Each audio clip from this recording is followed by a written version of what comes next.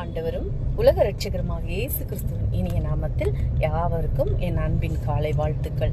என் தேவன் இந்த 8 மாதங்களும் கண்ணின் மணி போல பாதுகாத்து தத்தளிப்பிலும் கண்ணீரிலும் வேதனையிலும் எல்லாவற்றிலும் கர்த்தர் கூட இருந்து பாதுகாத்தார். இந்த 9வது மாதத்தையும் காண செய்தார். என் தேவனுக்கு கோடான கோடி நன்றிகளை செலுத்துகிறேன். தேவ பிள்ளையே, உங்களுக்கு விரோதமாய் எழும்புகிறவர்கள் அநேகர் என்று கலங்குகிறீர்களா?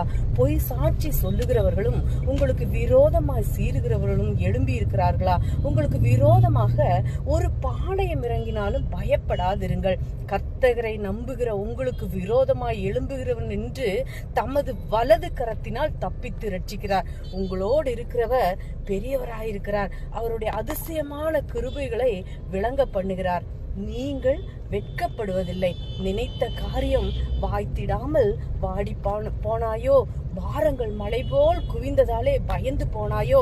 நம் இயேசுவின் கரங்களே அதனை இனி செய்து முடித்திடும். மனமே, நீ வருத்தம் கொள்ளாதே, வீணாக நீ கலக்கம் கொள்ளாதே. நம் இயேசுவின் அன்பு உண்டு, அது என்றும் நமக்கு உண்டு.